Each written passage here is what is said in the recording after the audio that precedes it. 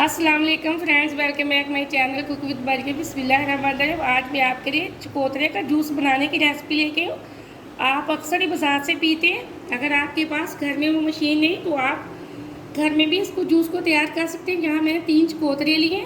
मैं इसका अच्छे से छिलका उतार के इसके पीस बना के अंदर वाले बीज निकाल लेती हूँ। बाद में आपको बताती हूँ हमने क्या करना है।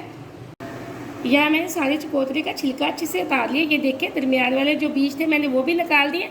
अगर इसके अंदर बीज रहते तो हमारा जूस बिल्कुल कड़वा बनना था। अब हम बनाएंगे इसका जूस। यहाँ मैं दो तीन ये उठाती जाऊँगी और मशीन के अंदर डालती जाऊँगी। अब गाजर वाली मशीन के अंदर भी चकोतरे का जूस अच्छे से बना सकते हैं।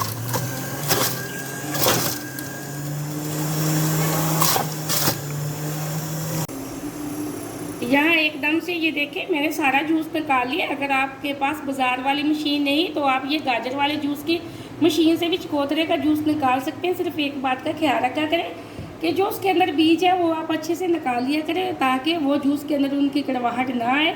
अब मैं इसके अंदर थोड़ी सी डालूँगी चीनी और थोड़ा सा मैं इसके अंदर डालूँगी काला नमक। काले नमक से ये बहुत ही मज़े का बनता है चकोतरे का जूस। आप घर में ज़रूर बनाना, बहुत मज़ेदार बनता है। ये छोटी सी रेसिपी है, 5 मिनट में बनने वाली रेसिपी है। आप इस रेसिपी को ज़रूर ट्राई करें। वीडियो को पूरा देखा करें, लाइक भी किया करें।